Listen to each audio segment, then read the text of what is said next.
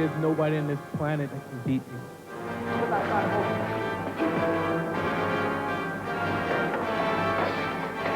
I won't go the distance. Won't go the distance.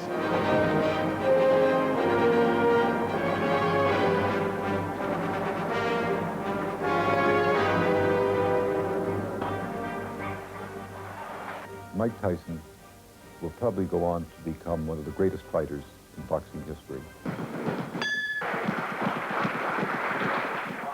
This month in Las Vegas, Frank Bruno will be the latest obstacle in the way of Mike Tyson's charge towards a place in boxing legend. The Englishman has already had one crack at the heavyweight title, losing to Tim Witherspoon back in 1986. The clash with Tyson has been postponed a number of times, and Bruno has had ample time to get himself into peak condition. He's also managed to endear himself to the American public with his amiable manner and a constant stream of jokes. You matured?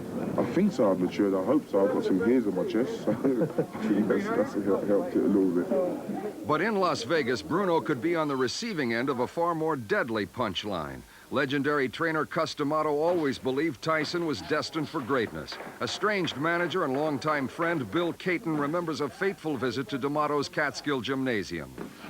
Cus took us to the gym and pointed to a young boy who was hitting the heavy bag very ferociously and said, "That's Mike Tyson." And we said, "Yes, we heard that he was here."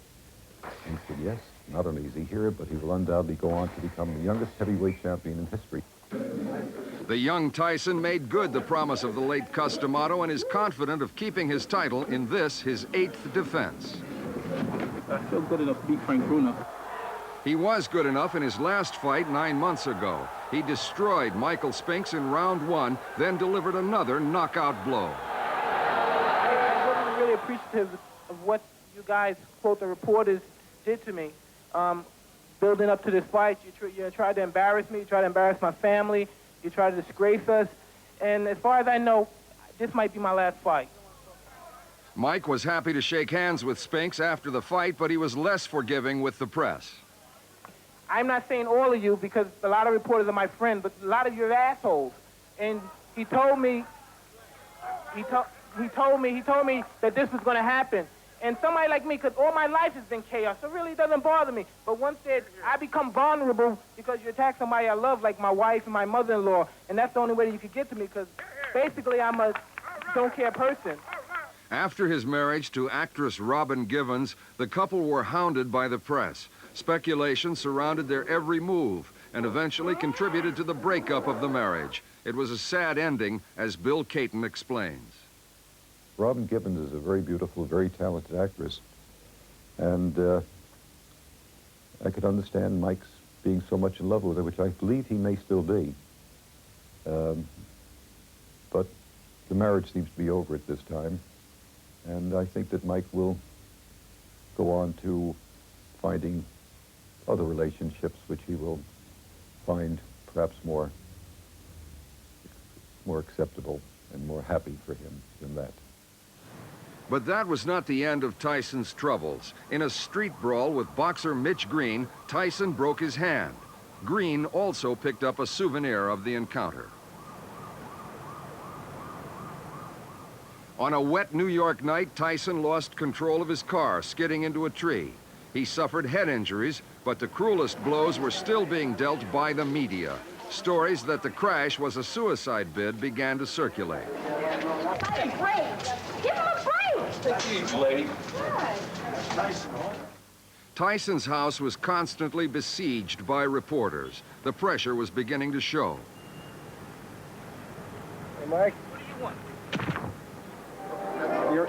This turbulent period in Tyson's career coincided with the champ's move away from Bill Caton and over to Don King. But Bill is still hopeful that the champ will return to the Cus D'Amato boxing family. Mike and I are now somewhat estranged, in fact, quite estranged, but it is my hope that Mike will come back, as he did in the past when he decided to leave his wife after a rather heavy weekend and severe arguments, he came to my office and said he was back with me. But then he got onto the wing of Don King and is now with Don King. It is my hope that we will be able to reconcile our differences and get to working together again as we did in the past. Tyson may have had some bad moments with the press, but generally he seems to enjoy his life as the champ. He rarely refuses autographs and has real respect for the genuine boxing fans and correspondents. Away from the ring, there is a very different side to Mike Tyson. Well, he has pigeons, he has dogs, he loves his dogs, and he's in an extraordinary way loves children, particularly handicapped children. When I brought him to London 2 years ago for the Bruno Tillis fight, we were out at Wembley Stadium, and back at the stadium there was a group of handicapped children. There was no press around, and Mike saw them and went over and spent almost an hour with them with no press, no coverage. It's just the way he felt. He just wanted to be with those kids, and boy, those kids love it. I'm sure that they probably were the happiest kids in the world that night because of the time that Mike Tyson had spent with them. As fight night approaches, Tyson is looking increasingly menacing, dispelling any notions that he is overweight. He looks in tremendous shape. Absolutely, because every moment in my life, I'm scared to death of losing. You know, fighting comes like breathing, you know what I mean? I do it, I really don't get tired, and it's something that God blessed me with, and I thank him very dearly. Few people are betting against Tyson. Frank Bruno could find himself living a nightmare trying to stop the Iron Man's march to boxing immortality. He is the youngest heavyweight champion of all time, and he could go on to be the oldest heavyweight champion of all time and remaining undefeated during the entire period. If he continues and stays in training, he will go on to become the most successful sports figure in the history of sports.